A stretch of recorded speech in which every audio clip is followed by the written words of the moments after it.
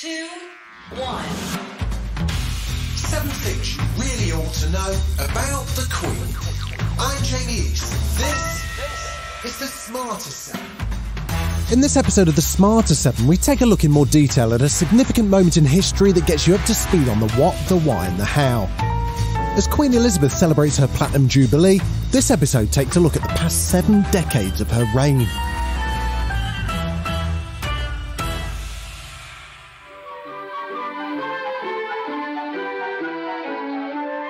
How much is that dog in the window? It was announced from Sandringham at 10:45 today that the King, who retired to rest last night in his usual health, passed peacefully away in his sleep earlier this morning. The 50s were a time of change in Great Britain. Following the death of her father in 1952, Princess Elizabeth Alexandra Mary Windsor ascended to the throne, making her Queen of the United Kingdom and the Commonwealth. Now, with the great officers, the Archbishop moves to the south, faces the Duke of Edinburgh, the other princes of the blood, and the massed assembly of the peers. Sirs, I here present unto you Queen Elizabeth, your undoubted Queen. She was crowned in June 1953 at Westminster Abbey, following a succession of kings and queens who'd been crowned there for nearly a millennium. At not even 30 years old, she delivered her coronation oath, which was heard by millions around the world. In her speech, she looks to a bright future under her reign as monarch.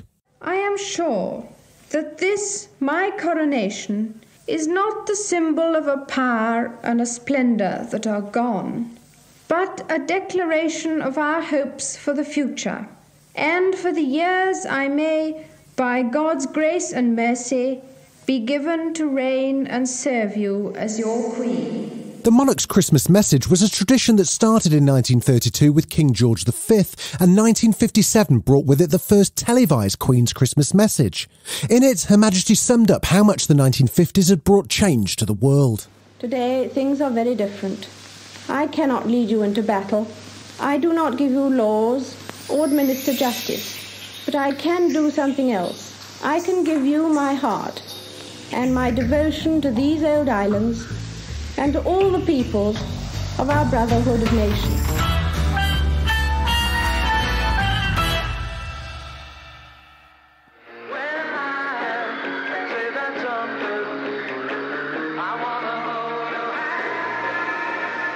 The 1960s ushered in a new era for the Queen. The family welcomed another addition with the birth of Andrew, and for the first time ever, they also welcomed cameras into the family home to document them off duty. The 105-minute colour documentary called Royal Family was broadcast across England in 1969. In the swinging 60s, it was an attempt to revive public interest in an institution widely seen at the time as out of touch and irrelevant. And I stood in the middle of the room and pressed the bell and the doors opened, and there was a grown-up. And I had the most terrible trouble. The decade came to an end with possibly its most iconic moment. It's one small step for man, one giant leap for mankind. With the Apollo 11 crew, a message from Queen Elizabeth was sent to the moon etched on a disc alongside messages from 72 other world leaders. Upon their return, the astronauts stopped at Buckingham Palace as part of their world tour, meeting the Queen, Prince Philip, Princess Anne, Prince Andrew and Prince Edward. There was much to talk about. Later, the astronauts commented on how well-informed and interested in the American moon program were Her Majesty and the Duke. In their own words, Armstrong, Aldrin and Collins said the meeting was delightfully memorable.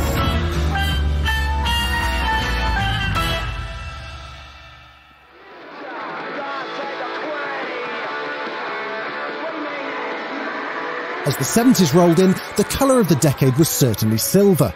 On November the 20th, 1972, Queen Elizabeth II and Prince Philip celebrated 25 years of marriage with their silver wedding anniversary. The public lined the streets of London as the royal couple took a car ride through the capital, waving to the crowds. The royal car drives past the crowd on its way back to Buckingham Palace. However, the main event of the 70s was the Queen's Silver Jubilee. In 1977, Her Majesty celebrated 25 years on the throne.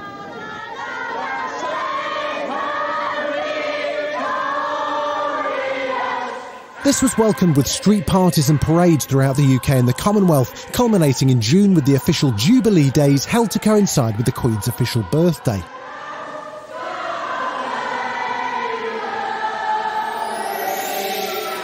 As the 70s ended, Margaret Thatcher became the first female Prime Minister of the United Kingdom. As was tradition, the Prime Minister would meet the Queen in private to discuss affairs of the nation every week for the next 11 years.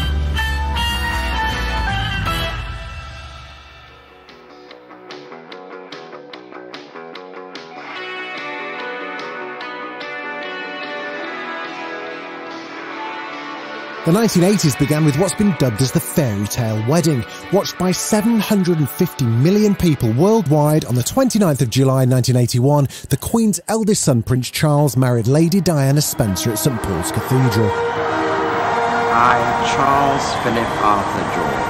I, Charles Philip Arthur George. Take thee, Diana Frances. Take thee, Diana Frances. To my wedded wife.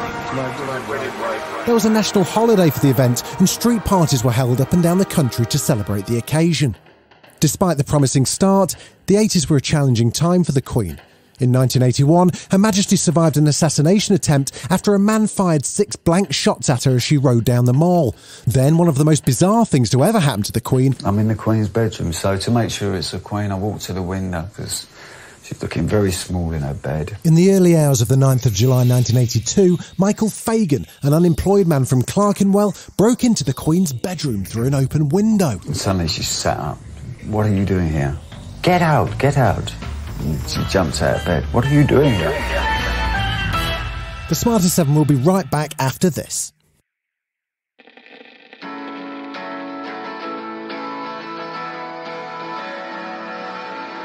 Despite their royal blood and privilege, the Queen and her family haven't been immune to the ups and downs of life.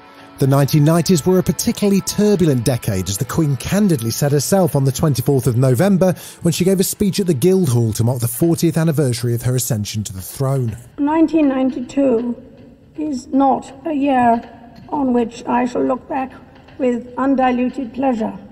It has turned out to be an annus horribilis. That year saw the separation of 2 of her children from their spouses, a fire at Windsor Castle, and the publication of Diana, Princess of Wales' tell-all book revealing the problems in her marriage to the Queen's eldest son Charles and his affair with Camilla Parker Bowles. Then, in August 1997, a year after their divorce, we have reports from Paris that Diana, Princess of Wales, has been killed in a car accident. Her silence and the failure to fly a flag at half-mast over Buckingham Palace were met with public dismay, pressuring her to do a live television broadcast on the 5th of September, the day before Diana's funeral. First, I want to pay tribute to Diana myself. She was an exceptional and gifted human being. In good times and bad, she never lost her capacity to smile and laugh, nor to inspire others with her warmth and kindness.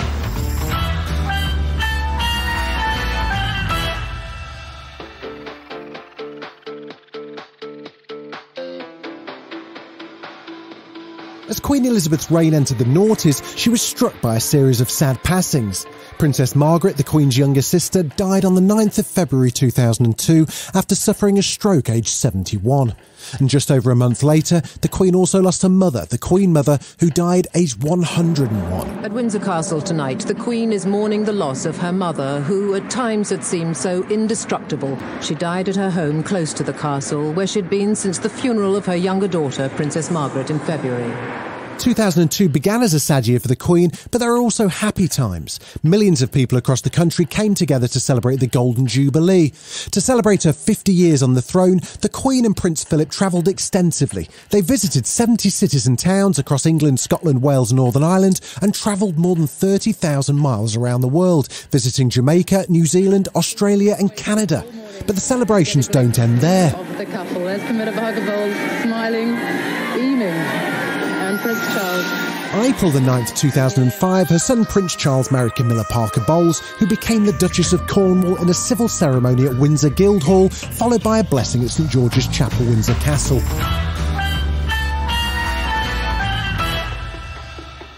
You used to call me on my cell phone.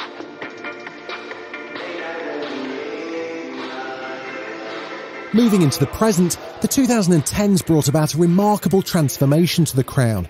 This decade saw the marriages of Will and Kate, Harry and Meghan, and the welcoming of a number of great-grandchildren. As the UK's longest-running head of state, the Queen's reign's been punctuated by an unprecedented series of milestones. Most have been joyous, but with Harry and Meghan in self-imposed exile... I need to do this for my family. And her son Andrew disappeared from public view and stripped of his royal patronages. I have no recollection of ever meeting this lady.